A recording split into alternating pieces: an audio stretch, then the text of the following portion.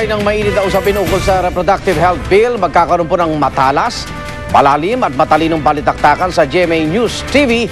Abangan po ninyo ang RH Bill The Grand Debate. Ngayong ika-22 ng Mayo na po yan, alas 8:45 hanggang alas 10:45 ng gabi. Samantala, dahil wala raw sinasanto sa kanilang kampanya kontra speeding, tiniketa ng MMDA ang driver ng aktor na si Richard Gutierrez dahil sa pagpapatakbo ng lagpas sa speed limit sa Commonwealth Avenue, Quezon City.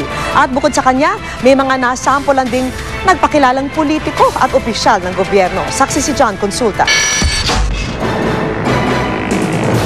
Kuhang-kuha sa speed gun ng MMDA ang pagharurot ng puting SUV ng aktor na si Richard Gutierrez kahapon sa Commonwealth Avenue sa bilis sa 79 km per hour.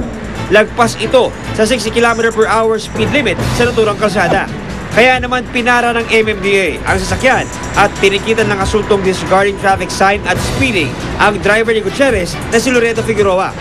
Ayon sa saksing may kuha ng video na ito, si Richard daw ang naka-shorts at nakapulang cap na kausap ng mga taga-MMDA. Sa eksklusibong panayam ng GMA News kay Gutierrez, inamin niyang nagalit siya matapos makaramdam umano ng pangaharas. Pero may ilang nilinaw ang aktor. Kita naman sa video na kalmado ako, na hindi naman ako galit, hindi naman ako nagwawala, hindi ako nagmumura. Ayon naman kay Angelito Diendo, ang tauhan ng MMDA na sumita sa sakyan ni Gutierrez. Lumabas siya na nagagalit rin sa driver. Nakapagmura nga siya pero hindi naman kami ang minumura niya, hindi direct na kami minumura niya. Ang ina ni Gutierrez na si Annabel Rama na tumubo sa ticket at lisensya ng kanilang driver sa MMDA kanina, pinaalalahanan si Figueroa na mag-ingat at sumunod sa batas trapiko. Sabi ko sa kanya, Dong, gusto mong pakamatay, mauna ka na, no? Huwag mo dadami ang anak ko, no? Sa pagpapatuloy ng puspusang pagkapatupad ng speed limit sa Commonwealth Avenue, wala pa rin sinisino ang MMDA. Kanina, may mga nahuling ng pakilalang mayor, congressman at ilang naka-red plate na sasakyan. Gayon din ang mga taga-media tulad ng van ng GMA. Ako si John Consulta, ang inyong saksi.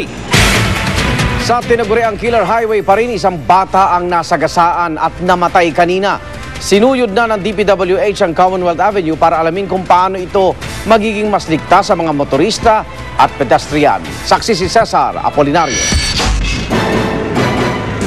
5 araw matapos ang aksidenteng ito na ikinamatay ng mamamahayag na si Chit Estela Simbulan, ito naman ang tagpong sumambulat sa mga dumaan sa Commonwealth Avenue pasado alas 2 ng madaling araw kanina. Dead on the spot ang 11 anyos sa si Edilberto Gaycuya Jr. matapos masagasaan habang nakikipaghabulan umano sa kalsada. Mga magulang, minsan napapabayaan din. Kaya naman puspusan ang pag-aaral ng DPWH para maging ligtas sa motorista at pedestrian ang tinaguriang Killer Highway. Saksi ako ng suyurin nito ng DPWH kanina. Dito napansin agad ang mga pasaway na pedestrians na nakikipagpatintero kay kamatayan imbis na gumamit ng footbridge. Malaking problema talaga yung kultura. So, what to do about it? Nandyan na yan. So, ang gagawin natin, talagang pwersahin natin sila sumunod. Sunod na pinansin ang mga lubak sa kalye, gayon din ang mga concrete barrier. Inilagay ng MMDA ang mga concrete barrier nito, itong mga simento para hindi na madaanan ng mga motorista na manggagaling sa Fairview at mag-U-turn dito pabalik sa Fairview. Ayon mismo sa DPWH, delikado itong mga ito dahil kung yung mga motorista na dumadaan dito ay hindi kabisado itong kalyeng ito, pwede silang bumangga at dumire-diretso rito. Ang problema, pwedeng may masaktan o may mamatay. Pero ang higit daw na dapat pagtuunan ng pansin ay ang marami at malapad umanong U-turn slots na kung hindi kabisado ng mga motorista, tiyadong mauuwi sa disgrasya. Dito yata ang prevalent yung U-turns mga U-turn slots So, titignan ngayon yung IRAP kung talagang kung ito ay safe or tuloy pa rin natin ito. So, we will wait for that. Kung isasara natin yung U-turn na yun, obligado buksan natin itong intersection. Once binuksan natin yung intersection, kailangan maglagay tayo ng traffic signal. At pag naglagay tayo ng traffic signal, kailangan may stop and go yan. So, may delay. Cesar Apolinario ang inyong saksi.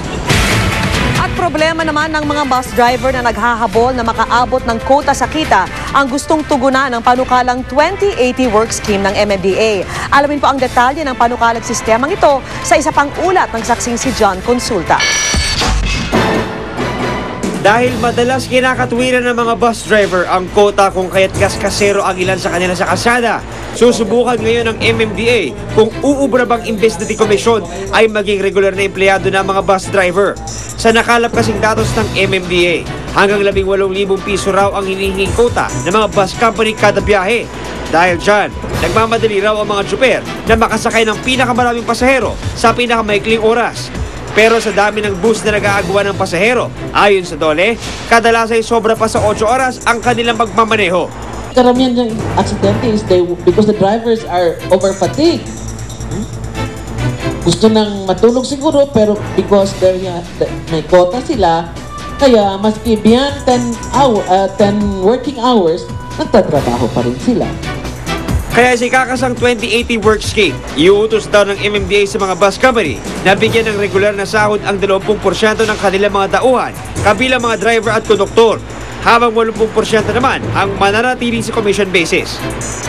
Hindi po natin pwedeng ipakita yung hybrid na meron kayong on commission basis, meron kayong salary basis, na sa ganun po makikita nyo yung kayo mismo makakita ng pagkakaiba. Pero ang ilang bus operators, matabang ang pagtanggap sa plano ng MMDA. Kung ang sasabihin niyo po 8 hours driving at magdadala kami ng driver sa operation namin na 14 to 16 hours a day, I don't think makakakuha po tayo ng maraming driver. Magkakaroon din po tayo ng transport crisis. Ako po ang komento ko, when it comes to basic salary, I don't think yun po yung magiging solusyon. Sinamahan namin ng ilang mga bus drivers na pumapasada dito sa kahabaan ng Commonwealth Avenue. At sa aming pagkatanong sa kanila, tila hati ang kanilang bilang sa issue ng regularization. Pag regular naman, easy-easy lang sa amin ang takbo. Okay. So mas pabor ka na gawin kayong regular? Oo, okay lang sa amin yun. Kahit na lumit ang kita, okay lang? Okay lang, basta may oras naman. Siyempre, pag regular rate ka, di regular din yung oras mo, di ba? Hindi ako masyadong okay dun eh. Kasi ang minimum 404 lang eh.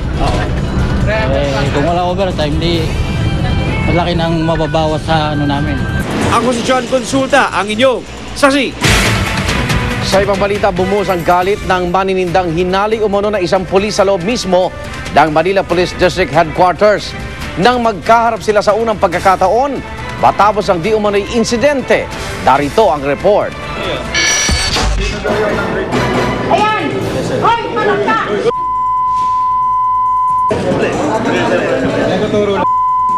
Sungaling ka! Nang gagalaiti si Vanessa, hindi niya tunay na pangalan nang sa wakas ay makaharap si PO3 Antonio Bautista Jr., ang pulis na nanghalay umano sa kanya sa loob ng MPD headquarters noong bisperas ng bagong taon. Sana makulong siya ng habang buhay para wala nang manyaki sa paligid dito. Sino ba matutuwa na non-rape ka? Pagkatapos ginawa mo pa yung pan-rape sa mismong opisina. Hindi pa pang-insulto yon sa opisina. Ang suspect na pulis nakatungo lang at di na umimik. Pero hindi lang ang kasong rape ang problema ngayon ni PO3 Bautista. Inakusahan din kasi siya ng kanyang kababat at nagsuplong sa kanya na si Ray Tulyao na pinlano umano ng pulis na patayin si Manila Mayor Alfredo Lim.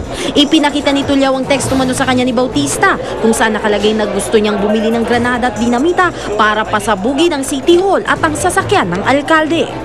We're still verifying the said assassination plot. Wala po akong kakayahan. Pambili nga ng almusal, wala po ako eh. Para sa saksi raw na Crisostomo nag-uula. Sa ibang balita, pinag-uutos si Pangulong Noynoy Aquino ang pagsasaayos ng Terminal 1 ng Ninoy Aquino International Airport.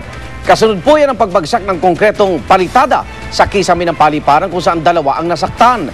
Darito ang report. Mula Davao, dumiretso si Pangulong Noynoy Aquino sa NAIA Terminal 1 para personal na inspeksyonin ang bahagi ng isang kisame na bumagsak na ikinasugat ang dalawang empleyado ng airport kahapon na madaling araw. May dala pang flashlight ang Pangulo para makita ang maliliit na detalye sa ininspeksyong bahagi ng Terminal 1. Dito natukoy na palitada ng isang pundasyon sa basement ang partikular na bumagsak. he might as well drop by Terminal 1 to see for himself what really happened yesterday as far as the report of that the ceiling collapse. So nakita naman niya, hindi naman ceiling ang nag-collapse dahil the ceiling are concrete. Ano talaga yan? Ang bumigay yung plastering o yung palitada. Dahil sa insidente, iniutos ng Pangulo na magsagawa ng pag-aayos sa Terminal 1 sa lalong madaling panahon at madaliin na rin ang pagtapos sa Terminal 3 para maging fully operational na. Well, instruction niya kanina, look what needs to be done dito sa Terminal 1, considering also na matanda na ito, and we better do it fast in order to prevent any injuries or loss of property, damage to properties. Noong taong 2006, nag-collapse ang may 100 metro kwadradong bahagi ng kisame ng NAIA Terminal 3, 4 na araw bagong soft opening ng paliparan. At kamakailan lang, binotong 5th worst airport sa mundo ang NAIA Terminal 1 para sa survey ng isang travel website. Tiniyak naman ng pamunuan ng NAIA na patuloy ang pagsasaayos sa Terminal 1. Yun nga lang, dahil daw sa kalumaan ng gusali ay hindi maiwasang maging marupok ang ilang bahagi nito. Para sa saksi, Salima Refran, nag-uulat. At narito naman po ang mabilis na sulyap sa ibang balita. Inabswelto ng Sandigan Bayan si dating Parañaque Mayor Joey Marquez sa kasong graft and corruption na isinampa sa kanya ng Office of the Ombudsman. Hindi raw kasi sapat ang mga ebidensya para patunayang overpriced at hindi dumaan sa bidding ang mga walis tingting na binili ng City Hall mula 1996 hanggang 1998 noong termino ni Marquez. Samantala sa Fish and Inform, ayon sa House Justice Committee, ang reklamong impeachment laban kay Supreme Court Associate Justice Mariano Del Castillo. Kaugnay po ito ng umunoy pag-plagiarize o pagkopya ni Del Castillo ng bahagi ng kanyang desisyon sa kasong inihain ng ilang comfort women mula sa ilang mga dokumento sa Amerika. Sa Miyerkules pagbobotohan kung sufficient in substance ang reklamo. Wala pang komento kaugnay rito si Del Castillo at ang Korte Suprema. At sa iba pa ring balita, dinala sa UP College of Mass Communications ang mga abo ng nasawing UP professor at mamamahayag na si Chit Estela Simbulan. Binigyang pugay siya ng kanyang mga kaibigan, katrabaho at estudyante. Pagkatapos ng misa at eulogy, nagtanim sila ng puno at tinalian ng puting laso na magsisilbi raw alaala ni Simbulan. Saksihan mamaya. Isang humpback whale sa Australia natrap sa nagkabuhol-buhol na lubid. Mga gustong magkaanak, todo indak sa pista ni Santa Clara sa Obando, Bulacan. At tips sa pagbili ng backpack para matiyak na hindi sasakit ang likod ng inyong mga anak. Huwag bibitiw! Sama-sama pa rin tayo magiging saksi.